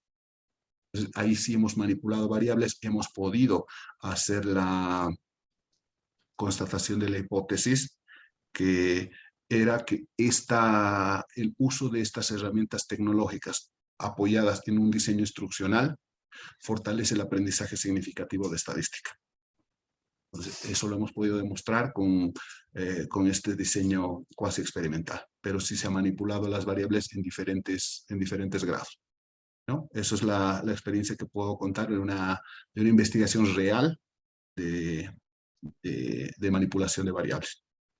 Ahora, la otra quedó pendiente porque justo estábamos trabajando sobre el tema del ciberbullying. Por eso es que les comentaba de la clasificación generacional que hace la sociología, alienígenas digitales, baby boomers, generación X, generación Y, generación Z, los avatares digitales, generación alfa, bueno, ya se viene la generación beta, acerca de que este fenómeno se da más en los primeros años. Los primeros años de la universidad se da tremendamente fuerte esto.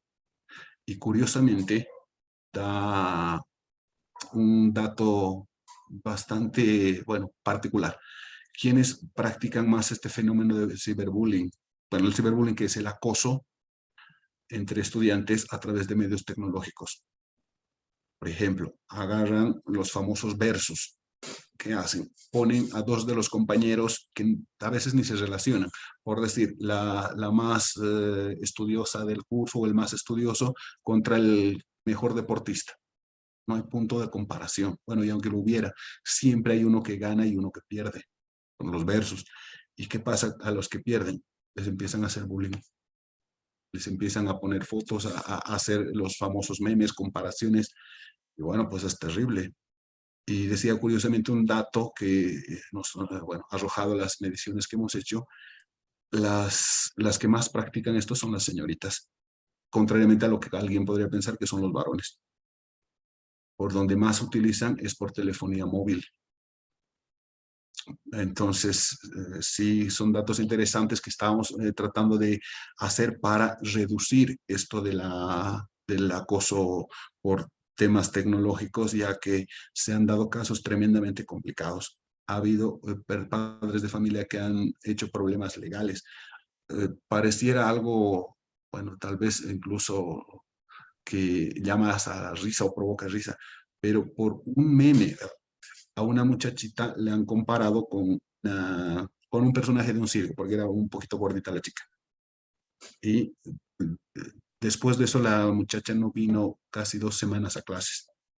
Vino su mamá y estaba con el tema legal, denunciando a una de sus compañeras porque era por angustia mental y el otro que era, eran dos elementos. Era uno acoso psicológico y angustia mental.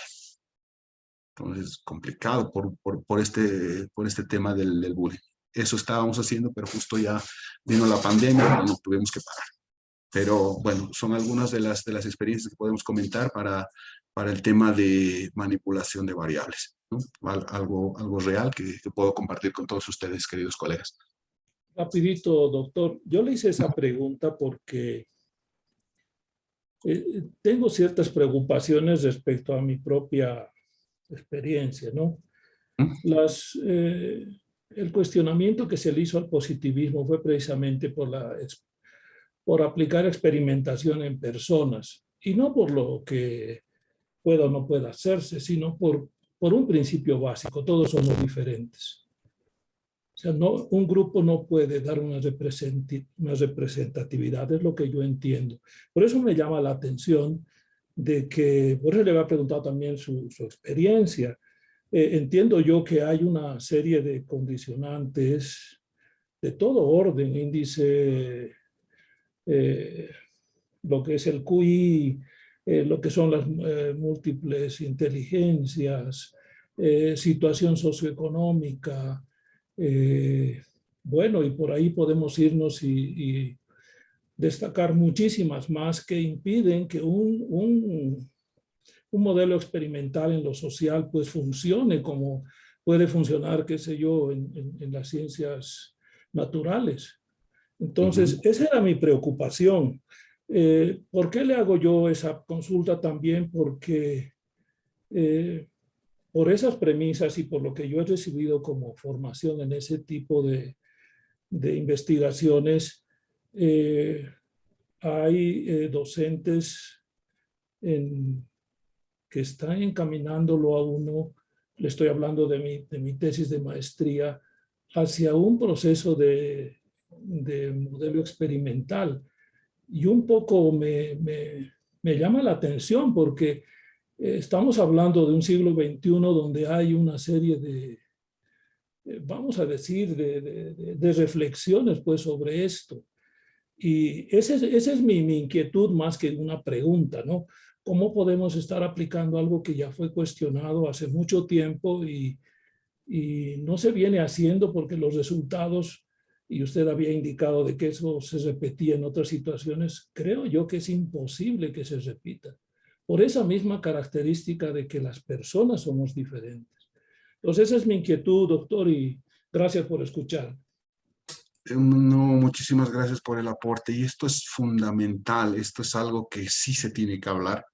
No yendo en contra del positivismo ni de la investigación cuantitativa, sino como un elemento que nos permite ver un poco más allá. Seguramente ustedes van a ver o ya han visto, están en ese proceso, las personas que quieren encarar investigaciones cuantis. No sé si les mostré el formato ahí que tiene la universidad. Les piden que sean investigaciones macro. Y eso no es posible, precisamente por lo que se acaba de mencionar. Por ejemplo, yo quiero hacer, no sé, un diseño instruccional o una metodología activa para la Facultad de Ciencias Sociales. Ya, se hace el diagnóstico ahí y puede ser que los resultados se ajusten, bueno, de hecho se tienen que ajustar a lo que yo hago, pero eso difícilmente se va a poder replicar. ¿A qué quiero decir? Piden investigaciones macro. Si uno está haciendo para una carrera, no, pues, y esto es real, lo van a ver. Le van a decir, no, como para una carrera, tiene que ser para toda la universidad o toda la facultad. Pero eso no es posible. Las características son distintas, las formas de encarar estos procesos, incluso cuando hacemos alguna estrategia. Por eso decía, muy particular para estadística. No es lo mismo enseñar estadística que enseñar, no sé, metodología de la investigación. Son cosas totalmente distintas, no aplica, no se puede generalizar este tipo de cosas. Y ahí venimos con la limitante, ¿no? Se dice que las investigaciones cuantitativas se pueden generalizar, pero eso en determinadas áreas. Ahora ya esto se está, bueno, ha quedado demostrado que no aplica. Y es precisamente por eso, y repito, no estoy desmereciendo, porque es importante, ha aportado bastante y lo sigue haciendo en la medida de lo posible la investigación cuantitativa, pero ya ha quedado bien cortito.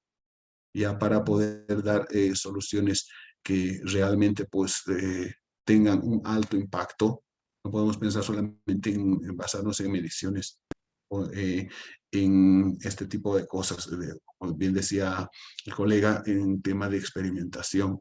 Además de todo lo que se ha mencionado, va por un tema de ética. No se puede experimentar con personas. Por eso hablamos de ratones. Personas no se puede hacer.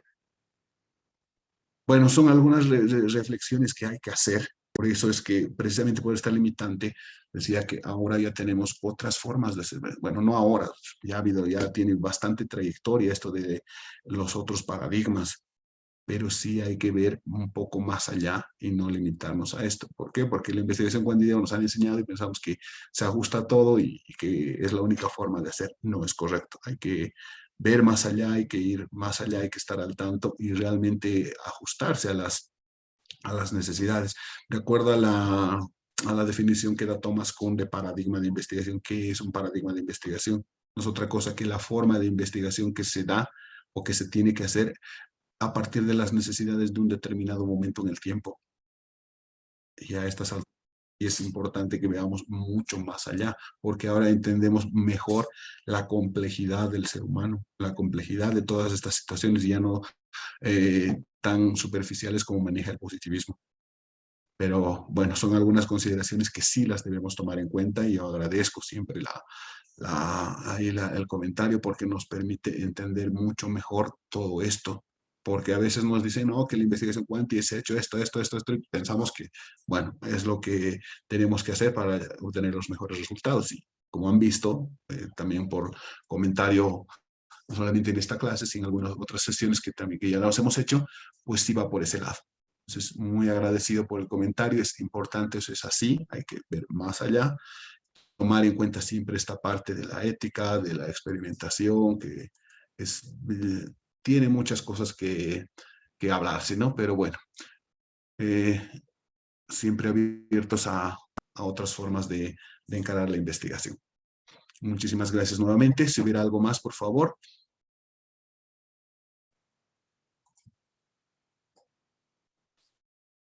Ok, bien.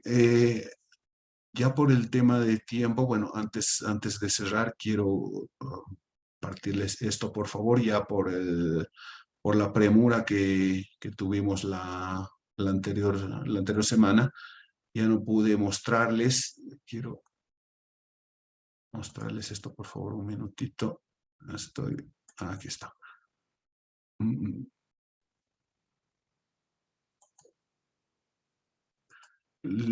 Quise compartirlo por el grupo de WhatsApp. Lo voy a hacer en este momento por el chat de Zoom, porque, bueno, ya les he mandado, porque, bueno, acá somos generalmente menos de 20 los que estamos permanentemente en sala. Y bueno, en el grupo creo que somos más de 80, no sé, somos muchos. Pero la idea que vale es, esto que les acabo de compartir es esto. A ver, permítanme. La anterior semana comentábamos acerca de lo que es la búsqueda de información en Internet. Y me había comprometido a compartirles a ustedes lo que son los repositorios. Ustedes entran acá, esta es la dirección URL que la puse en este momento en el chat de Zoom, y les va a salir todo este listado de repositorios abiertos. Toditos estos, los que están viendo acá, bueno, el académico, el Latindex, Doha, Redalig, Galnet, todos estos son repositorios de acceso gratuito. Ustedes entran y les sale la barra de búsqueda donde pueden hacer sus búsquedas y los resultados que ustedes obtengan tengan la seguridad de que es información confiable, es información que ha sido validada y es información que la pueden utilizar. Pero no son solamente estos cuantitos, son 252 repositorios que van a tener información abundante en todas las áreas del conocimiento. Pueden ir haciendo la revisión de acuerdo a lo que vayan necesitando, van avanzando porque es bastante amplio. Esto está actualizado también porque esto va por el tema de los curadores de información, que está más bases de datos, incluso aquí está la de Teseo, no sé, no, ya me la perdí, pero sí está para el banco de tesis doctorales que seguro que les va a servir. Entonces, esto pueden utilizarlo para hacer lo que comentábamos, ver el estado del arte, que no caigan en eso de que no he encontrado en internet y no, por lo tanto no hay. Entonces, esto sí les va a servir. Sí quise compartirlo por acá, por lo que comentaba del grupo de WhatsApp. De todas formas, esto es simplemente una de las tantas, de los tantos recursos que hay para búsquedas de información. Si es que alguien necesita, también con todo gusto les comparto. A ver, permítame, esto voy a dejar de compartir. ¿Dónde está? Esto más, por favor, si me permiten 2 minutos adicionales.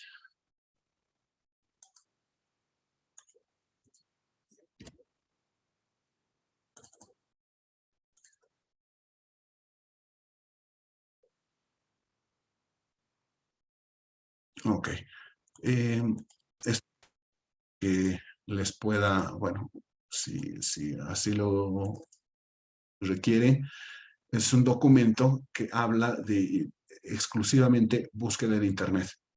No solamente estos repositorios que directamente entran y empiezan a buscar, sino estrategias de búsqueda para que no perdamos el tiempo. A veces entramos a internet y ¿qué hacemos? Como los jovencitos de la universidad. Agarro, copio y pego la pregunta y a ver si me sale la respuesta.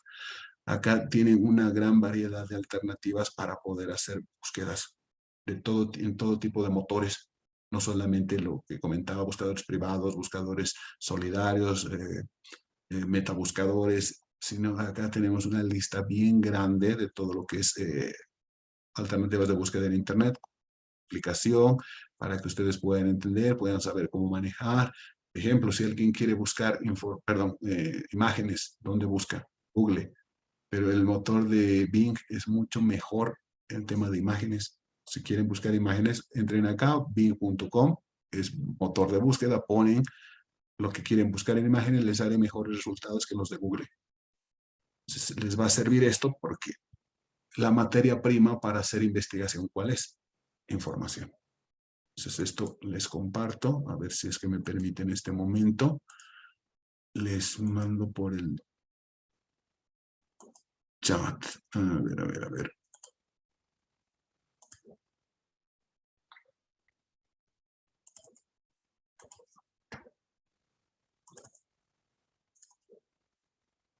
Ok, ya está cargando, entonces ya lo pueden descargar aquí del chat. Oh, no está.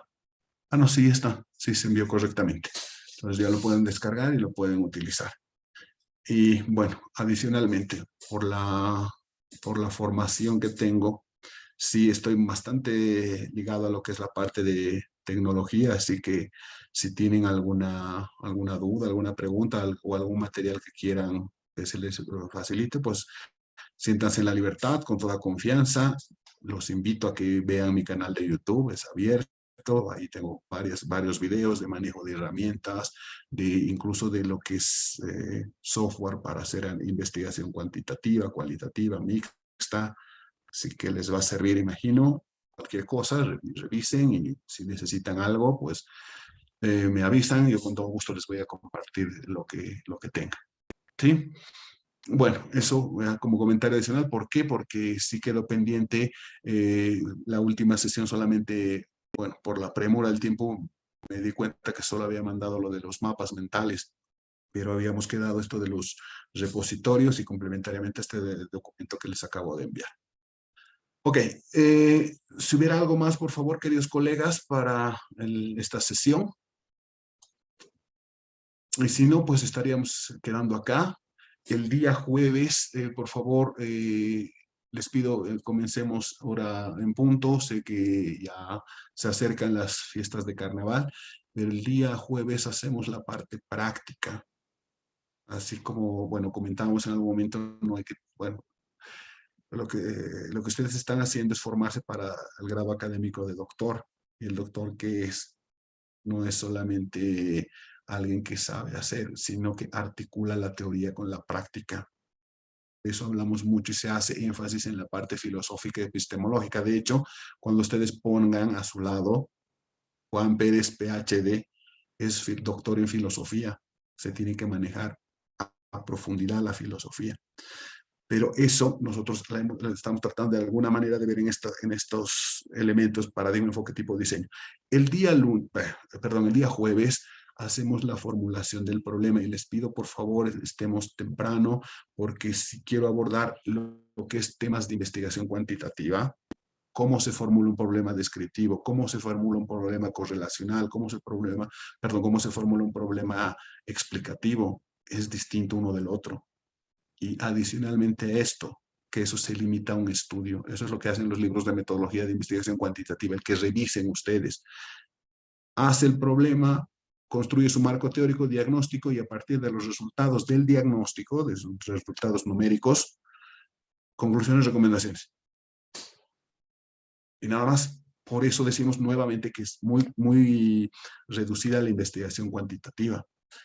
Pero así como les mostraba en algún momento, y lo vamos a mostrar también el día jueves, la investigación doctoral, imagínense, no puede ser pues diagnóstico, conclusiones, recomendaciones. Tiene 4 capítulos, marco teórico, diagnóstico, hasta ahí es la investigación cuantitativa. Propuesta y validación. Y para elaborar una propuesta, ¿qué necesitamos? Necesitamos problemas transformadores. Entonces hay que ver eso y les quiero mostrar eso para que no se limite aquí a la investigación cuantitativa, sino nos orientemos a la investigación transformadora, que es lo que les van a pedir. ¿Ya? Bien, simplemente para comentar, aquí está nuevamente. Este es mi canal de YouTube, para los que están preguntando.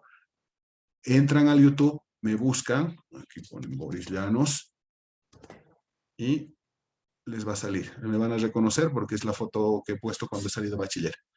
Y acá, por ejemplo, lo último que subí, las herramientas de videoconferencia.